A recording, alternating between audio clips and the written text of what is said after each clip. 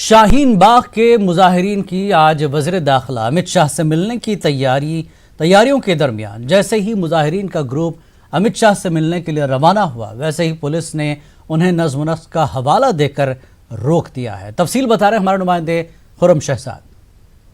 मुलाकात हुई है, क्या बातचीत हुई आप लोगों की? हमारी उनसे बातचीत हुई है, जो हमें परमिशन नहीं दी थी इसलिए हम नहीं गए। हम अपने लोगों से बात करेंगे, फिर उसके बाद अब आप लोगों को, मीडिया वालों को बताएंगे हमें क्या स्टेप लेना है आगे। पुलिस ने आपसे क्या कहा है? पुलिस ने ये कहा है, अब हमने इंटीमेशन दिया है, परमिशन नहीं दी थी। अब वो बात हमारी आगे रखेंगे, हम लोग डिसाइड करेंगे वो लोग आएंगे या हम लोग जाएंगे। हम चाहते हैं वहाँ से वो लोग नुमाइंदा को आए और यहाँ बात करें हमसे, हम नहीं जाना चाहते वहाँ पर। क्या इन लोगों ने कोई बताया कि आप लोग कोई डेलीगेशन बनाई है, कुछ ऐसी बात कही है? अभी वही हम मीटिंग बिठा लेंगे, इसमें कैसे क्या करना है। जो हमारी दादी हैं, औरतें वो डिसाइड करेंगी इसमें हमें आगे क्या स्टेप लेना है। ये लीड औरतों का है और औरतें इसमें हमें एडवाइस करेंगे हमें क्या करना है। Thank you. तो ये आशु खान है जो प्रदर्शनकारियों के रजाकार हैं और उनके वॉलंटियर हैं, लेकिन आप देख सकते हैं कि किस तरीके से दादियां वो आई थी। ये तमाम दादियां यहां से पुलिस के आला अधिकारियों के साथ मीटिंग करके वापस जा रही हैं। अभी इन्हें परमिशन नहीं थी इसलिए रोक दिया गया है। अब ये लोग जा रहे हैं, तय करेंगे कि आखिर क्या होना है, क्या होना है और किस तरीके से ये लोग अपना कोई नुमाइंदा वफ्द बनाएंगे। क्या बात हुई आप लोगों की? बात यही हुआ कि हमने मिश्रा जी को मिलने के लिए हमारी दादियां आगे जा रही थी, हमारी बहनें और सभी, क्योंकि दादियों को ऐसा बोला था कि आप एक प्रतिनिधि मंडल भेजिए जहाँ से, लेकिन दादियों का था कि ये पूरे हिंदुस्तान का मसला है, ये खाली शाहीन बाग का मसला नहीं है। अगर जो शाहीन बाग का मसला आता तो हम अपना डेलीगेशन भेजते, ये तो पूरे भारत वर्ष का मसला है। और हम इसके लिए पूरी जितने भी हमारे साथी हैं, जितने भी लोग इसमें लगे हुए हैं, हम सभी मिलने के लिए मिश्रा जी को जाएंगे और अपनी दुख बताएंगे। जो हमको दुख है, जो काला कानून जो लेकर आ रहे हैं, इसका हमारे को कितना तो क्या आप लोग अपना कोई प्रतिनिधि मंडल अब बनाएंगे? क्या बातचीत अब होने जा रही है? ये अभी हमारी बहनों और दादियों के ऊपर निर्भर करता है, क्योंकि ये मार्च जो भी प्रोटेस्ट है जो उनका मेन है और उसके साथ ये पूरे हिंदुस्तान का है। सबसे पहले ये देखा जाएगा कि इसके लिए जो भी प्रतिनिधि मंडल अगर बनाया जाएगा तो कितना होगा। अगर दादियों का होगा कि पूरे हिंदुस्तान का मसला, हम सभी लोग इसके प्रताड़ित हैं, तो सभी लोग मिलने जाएंगे। नहीं तो ये पूरे भारत वर्ष के जितने भी लोग लगे हुए हैं इसमें सभी को मिलकर एक प्रतिनिधि मंडल बन सकता है जो मिलने के जा सकता है। तो तमाम लोग ये चाहते हैं कि जो वफ्द जाए, डेलीगेशन जाए, वो पूरे भारत से हो, और क्योंकि ये पूरे भारत का मसला है और इसको लेकर के शाहीन बाग के लोग दोबारा से वापस गए हैं। पुलिस की तरफ से इजाजत नहीं थी, 8 लोगों का डेलीगेशन आया, वो मिलकर चला गया। बहरहाल देखना ये होगा कि आगे कोई डेलीगेशन बनता है, उसमें किस किस के नाम आते हैं और पुलिस प्रशासन उसको कैसे वजारत दाखिला तक, गृह मंत्रालय तक पहुंचाता है। कैमरामैन पलाद के साथ Khurram Shahzad, news 18 Urdu, Delhi.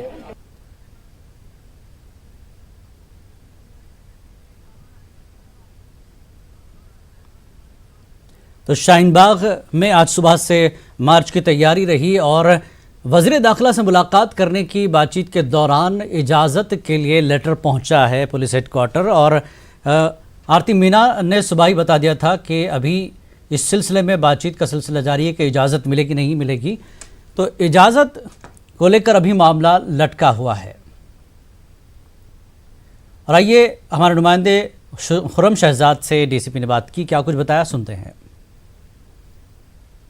South east district के डीसीपी आरपी मीना जी हमारे साथ हैं। सर, अभी कुछ लोग आए थे बातचीत करने के लिए, क्या बातचीत हुई आप लोग? वो लोग जानना चाहते थे कि एक एप्लीकेशन जो उन्होंने दी थी मार्च निकालने के लिए, उसका क्या स्टेटस है। तो हमने उनको राइटिंग में बता दिया है कि वो थ्रू डीसीपी न्यू दिल्ली हमने पुलिस हेडक्वार्टर्स भिजवा दी है। मीनवाइल ये प्रोटेस्ट शुरू हुआ था, तो उसके लिए भी हमने इनसे बात करी है कि पीसफुली यहीं से जो है वो डिस्पर्स हो जाएं, वापस चले जाएं। क्योंकि बड़ी संख्या में वो लोग जाना चाहते थे, तो क्या कोई डेलीगेशन बनाने के आप लोगों ने कहा उनसे? ये लोग प्रायर अपॉइंटमेंट के लिए हम लोगों ने बताया है कि आप प्रायर अपॉइंटमेंट ले लें और उसमें हम इनको जो है वो यहाँ से अगर जाना चाहते हैं तो फैसिलिटेट भी करेंगे। तो यही बातचीत चल रही है, नेगोशिएशन इनसे चल रही है अभी। तो क्या अब ये लोग आगे बढ़ेंगे, नहीं बढ़ेंगे, या कोई प्रतिनिधि मंडल लेकर आप लोग के पास आएंगे? हमें इन्होंने आश्वासन दिया है कि यहीं से अपना ये प्रोटेस्ट ख़त्म कर देंगे। बाकी कुछ और फर्दर कोई इस तरह का डेवलपमेंट होगा हमसे बात करेंगे तो आपको कन्वे किया जाएगा। Thank you. तो ये थे मीना जी, आरपी मीना जी, जिन्होंने साफ तौर पर कहा कि फ़िलहाल प्रोटेस्ट करने वाले लोग जो हैं वो आगे बढ़ने से मान गए हैं और अभी एप्लीकेशन जो है मूव की जा रही है। बहरहाल देखना ही होगा इस मामले में आगे किस तरह से दिल्ली प्रशासन इन प्रदर्शनकारियों और जो इस पूरे मामले को लेकर किस तरह से डील करता है। तो शाहीन बाग के लोगों की वज़ीर दाखिला अमित शाह से मुलाकात वो चाहते थे, वहीं शाहीन बाग में सिक्योरिटी में इजाफा किया गया है। पूरे रास्ते में पुलिस की जानिब से बैरिकेडिंग की गई है, बड़ी तादाद में सिक्योरिटी एहलकार तैनात किए गए हैं। वज़ीर दाखिला से मिलने के लिए निकलने से पहले एहतजाजियों ने पुलिस से मार्च की इजाज़त मांगी थी, जिसकी इजाज़त नहीं दी गई है। डीसीपी ने कहा कि हम शाहीन बाग के एहतजाजियों को आगे नहीं बढ़ने देंगे। उधर वजारत दाखिला की जानिब से भी कोई इतला नहीं है कि शाहीन बाग के एहतजाजियों से अमित शाह मुलाकात करेंगे या नहीं।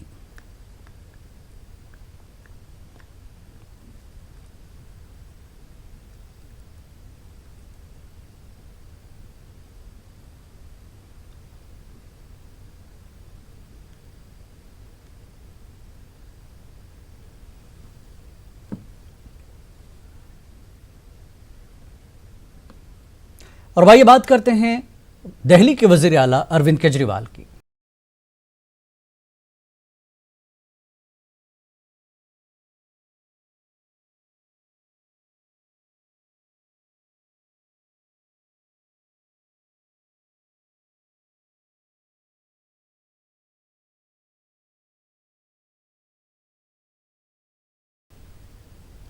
दिल्ली के रामलीला मैदान में केजरीवाल की तीसरी बार ताजपोशी हुई। केजरीवाल के अलावा चेयरकान असेंबली मनीष सिसोदिया, सत्येंद्र जैन, गोपाल राय, कैलाश गहलोत, इमरान हुसैन और राजेंद्र गौतम ने भी वज़रा के ओहदे का हलफ लिया। इस मौके पर केजरीवाल ने खिताब करते हुए कहा कि दिल्ली में नई तरह की सियासत की शुरुआत हुई है। केजरीवाल ने कहा कि हम सबके साथ मिलकर काम करना चाहते हैं।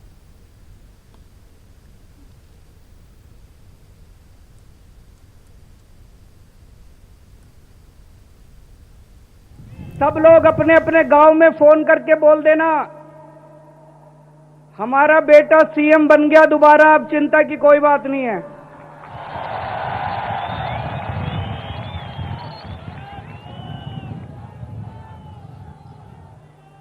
अभी चुनाव हुए, कुछ लोगों ने आम आदमी पार्टी को वोट दिया, कुछ लोगों ने बीजेपी को वोट दिया, कुछ लोगों ने कांग्रेस को वोट दिया, कुछ लोगों ने अन्य पार्टियों को वोट दिया। लेकिन आज जब मैंने मुख्यमंत्री पद की शपथ ली है, आज से मैं सबका मुख्यमंत्री हूं।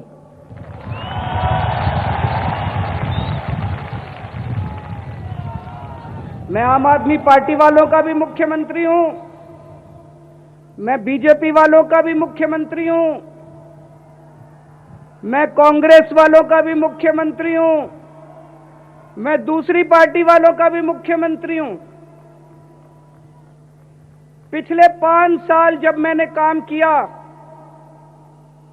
मैंने कभी किसी के साथ सौतेला व्यवहार नहीं किया।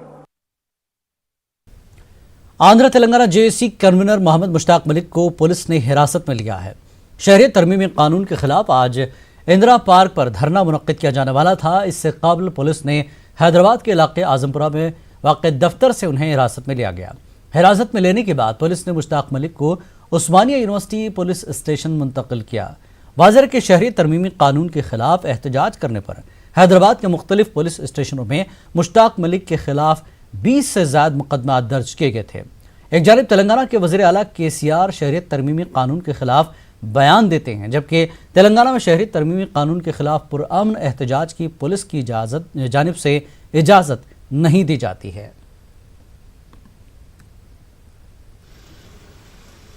हैदराबाद पुलिस की जानिब से सीएए के खिलाफ एहतजाज की इजाज़त नहीं देने पर खवातीन ने बरहमी का इजहार किया। मेहदीपट्टनम पर खवातीन की जानिब से एहतजाज किया गया। सीएए, एनआरसी और एनपीआर को वापस लेने की मांग की गई। एहतजाजी खवातीन ने तेलंगाना पुलिस की जानिब से एहतजाज की इजाज़त न देने की मजम्मत की। पुलिस पर आइन की खिलाफ वर्जी करने का इल्ज़ाम लगाया गया।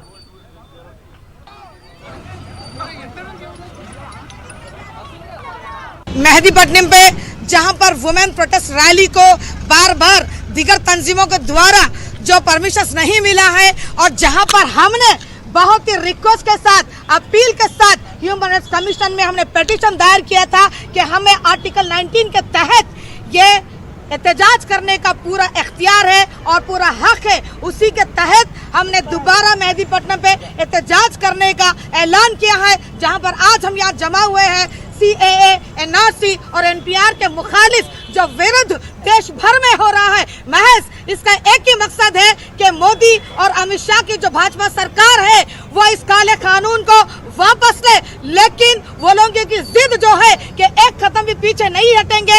यकीनन वो यही चाहते हैं कि देश की जनता परेशान हो और देश की जनता के ऊपर जुल्म ठाने का वो मुकम्मल इरादा कर चुके हैं। लेकिन मैं आम जनता से, तेलंगाना की अवाम से ये अपील करना चाहती हूँ कि आर्टिकल 19 आपको एहतजाज करने का पूरा इख्तियार और मौका देता है। आप पीसफुली सड़कों पर निकलिए और सड़कों पर उतरिए, जहाँ पर रियासत तेलंगाना सीएम साहब ने ये बार बार ऐलान किया था कि एनपीआर की इम्प्लीमेंट या प्रोसेस को तेलंगाना में नहीं लागू होने देंगे। और पुराने शहर हैदराबाद के इलाके छत्ता बाजार में सीएए, एनआरसी और एनपीआर के खिलाफ गुज़श्ता 15 दिनों से एहतजाज जारी है। छत्ता बाजार के ताजिर रज़ाकाराना तौर पर 15 मिनट के लिए ब्लैकआउट कर रहे हैं। मकामी अफराद ने पुलिस पर पुरअमन एहतजाज के बावजूद हिरासा करने का इल्ज़ाम लगाया है। उन्होंने पुलिस से आवाम को खौफजदा न करने की अपील की।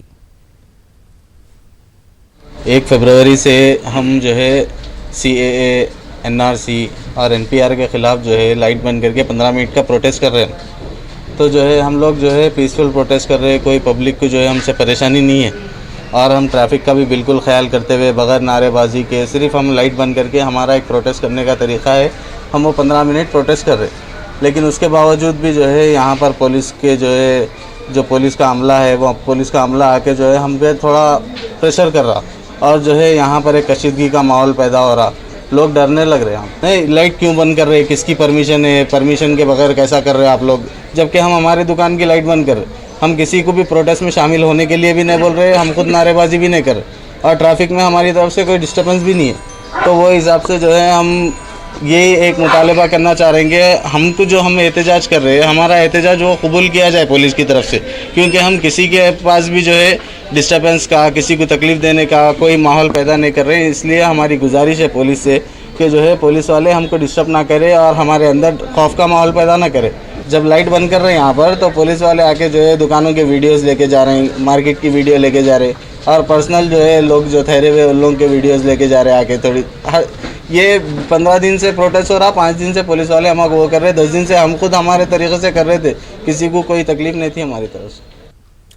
सीएए के खिलाफ बेंगलुरु में एहतजाज अपने शबाब पर है। शहर के ट्रिनिटी रोड में बनाए गए बिलाल बाग में ख़वातीन एहतजाज कर रही हैं। बिलाल बाग से ही मुंसलिक मस्जिद बिलाल में ज़िक्र और अस्कार की रूहानी महफिलें मुनक़्क़िद हो रही हैं। मरकज़ अहले सुन्नत जामिया हज़रत बिलाल के तहत ये ज़िक्र और दुआ की महफिल मुनक़्क़िद हो रही है। मौलाना जुल्फ़िकार रज़ा नूरी ने कहा कि मुल्क की खुशहाली, अमन और इत्तेहाद के फ़रोग़ के लिए सीएए जैसे काले कानून की मनसूखी के लिए ख़ास दुआएँ मांगी जा रही हैं।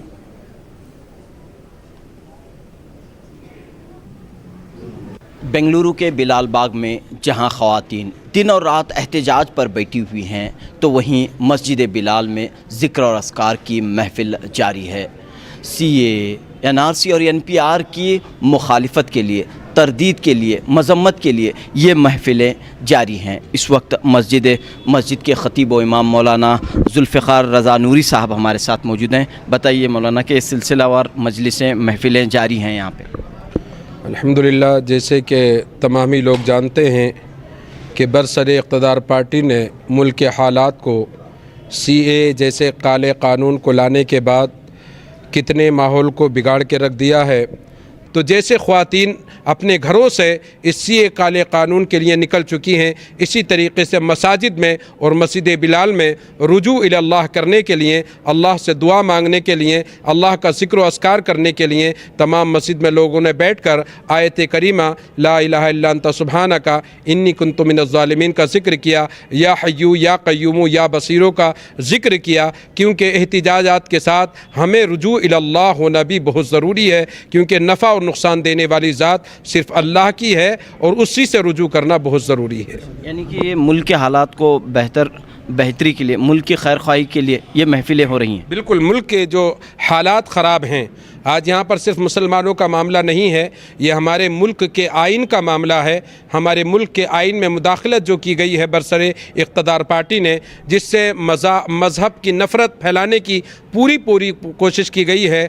और लोग आज बरसरे इक़्तिदार कहते हैं कि यानी गोली मारो, इस तरह के जुमले बोले जाते हैं, जो इससे पहले कभी हिंदुस्तान के आज़ाद होने के बाद इस तरह के नारे कभी नहीं लगे थे। जैसे कि आज जहर फैलाने वाले आज नारे स्टेजों पर लग रहे हैं। नफ़रत का बाज़ार गर्म है, तो उसी बाज़ार को ख़त्म करने के लिए पूरे हिंदुस्तान में तमाम मज़ाहिब में मोहब्बत फैलाने के लिए आज हम रुजू इल्लाह भी हो रहे हैं और रोडों पर आकर एहतिजाजात भी कर रहे हैं। जैसा कि हुज़ूर पाक सरवर कायनात ने इरशाद फरमाया है, अद्दुआ मुख़्ल इबादा, दुआ इबादत का मग़ज़ है। आका इरशाद फरमाते हैं, अद्दुआ सलाहुल मोमिनीन, दुआ मोमिनों की हथियार है। दुआ ही से काया पलट होती है। इसलिए हम बाहर जहाँ औरतें शाहीन बाग के तर्ज़ पर यहाँ बिलाल बाग में प्रोटेस्ट कर रही हैं, यहाँ हम मस्जिद में मुसलमान मर्द जितने भी हैं, बूढ़े जवान बच्चे, सब मिलकर रब की बारगाह में इस कानून के ख़ात्मे के लिए दुआ करते हैं। और ये भी दुआ करते हैं कि जैसा कि हमारे क़ारी ज़ुल्फ़िकार साहब ने दुआ में आप सुने होंगे, कहा कि हमारे हिंदुस्तान में अमन व सलामती हो और भाईचारगी हो, नफ़रत का कोई यहाँ बीज बोया नहीं जाता है। और बिलख़ुसूस हम ये कहते हैं कि आप हिंदुस्तान के तमाम लोगों को, खा किसी भी मज़ाहिब से वो ताल्लुक़ रखते हों, उन तमाम को अब अक्ल आ रही है कि हिंदुस्तान में किस तरह रहना चाहिए।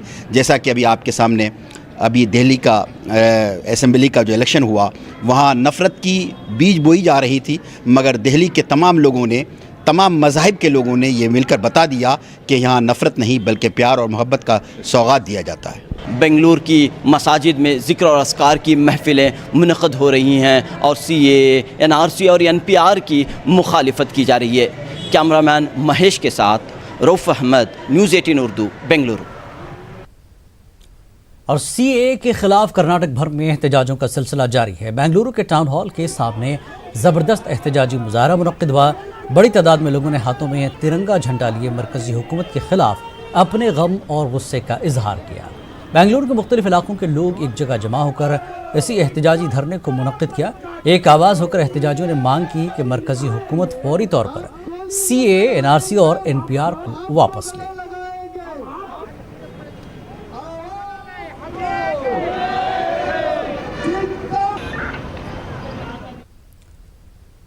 आंध्र प्रदेश के नायब वज़ीर आला अमजद बाशा ने कहा कि रियासत में CAA को रोकने के लिए ज़रूरत पड़ने पर वो इस्तीफ़ा देने के लिए तैयार हैं।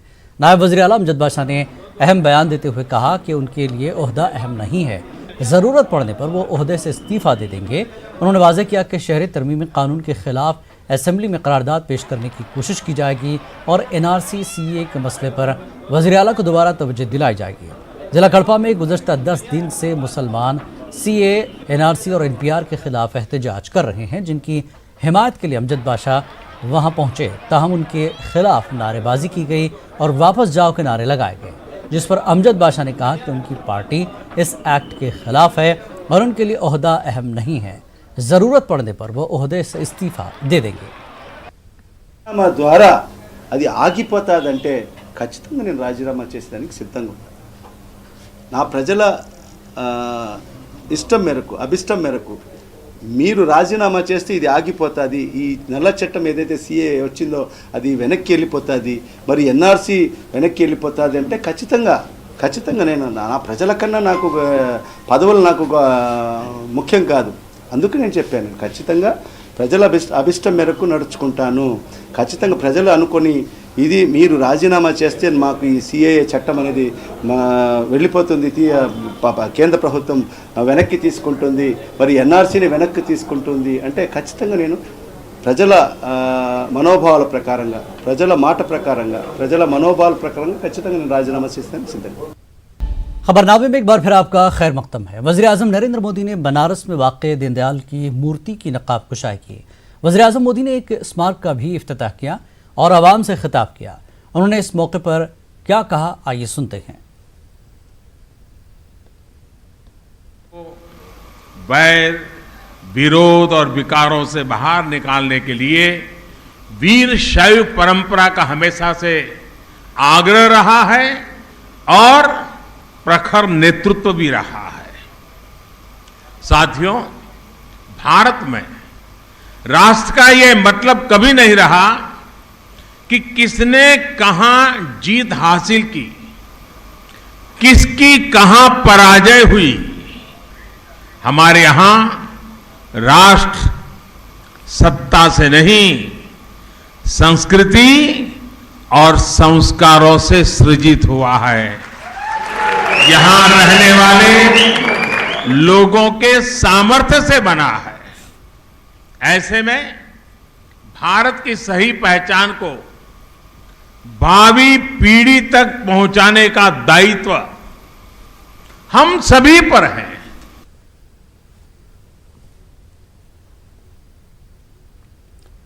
हुबली कर्नाटक में 3 कश्मीरी तालिब इल्मों को गिरफ्तार किया गया है। पाकिस्तान के हक में नारेबाजी करने के इल्जाम में इन तालिब इल्मों को पुलिस ने गिरफ्तार किया।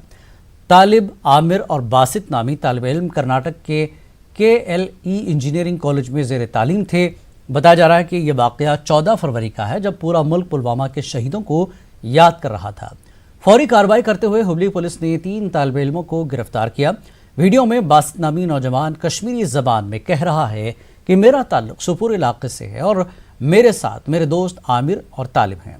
हम ठीक हैं और इंशाअल्लाह आप भी वहाँ ठीक होंगे।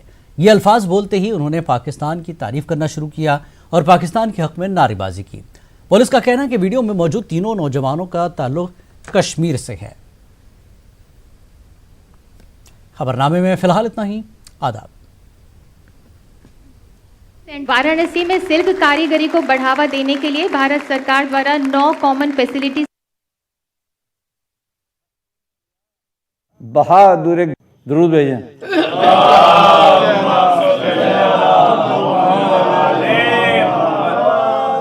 हक ने किया बहादुर गुल पैरहन किसे, बख्शा खिताब शेर गरीबुल वतन किसे।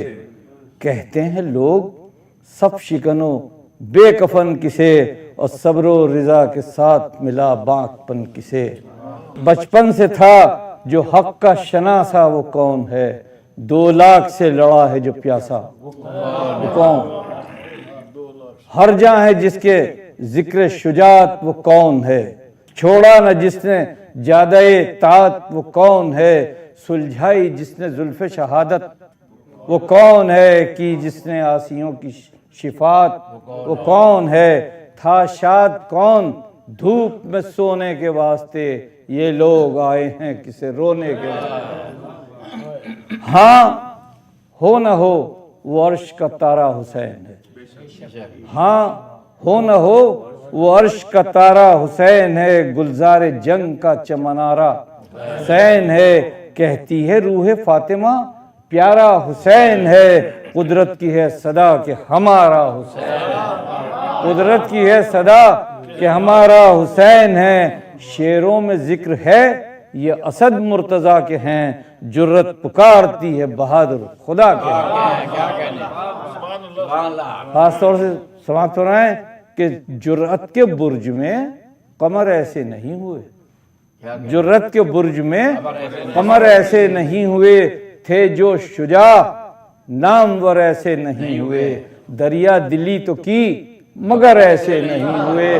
बे जाफर बड़े जरी थे पर ऐसे जाफर बड़े जरी थे, जाफर बड़े जरी थे पर ऐसे नहीं हुए।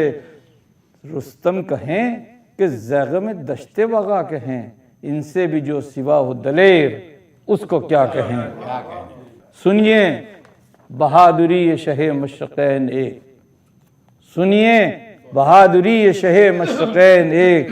थे करबला में लाख जफाजू हुसैन एक, बदबी हजारों फातिमा का नूर ऐन एक। सदमों का था हुजूम न था दिल को चैन एक, सदमों का था हुजूम न था दिल को चैन एक। वह सुने लेकिन जियाए बद्र जबी में खलल न था, लेकिन जियाए बद्र जबी में खलल न था। और मिसले हिलाल अबरू मौला में बल न था। दुरूद पढ़े हज़रात।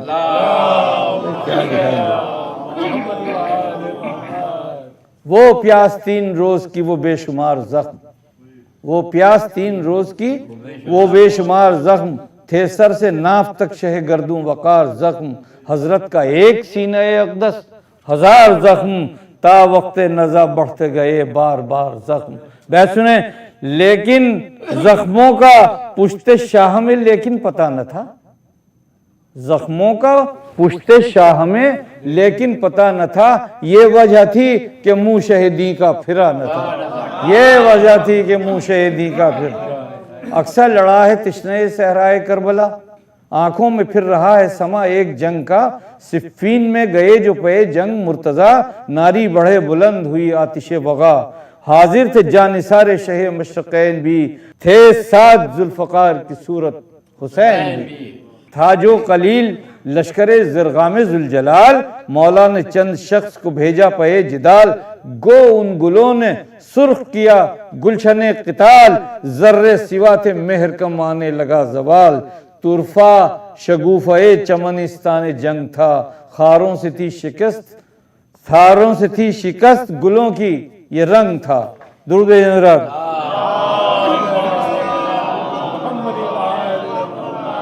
यहां से सुने, थे पहलुए अली में हुसैन मलक शऊर, बोला ये एक पै के सबादम ठहर के दूर, आए शिकस्त पाके गए थे जो ए हुजूर, बालाए आप छा गया अब्रे सफ़े गुरूर, फर्जंदे सैयदुस्सक़लैन उठ खड़े हुए, बस आस्तीन उलट के हुसैन उठ खड़े।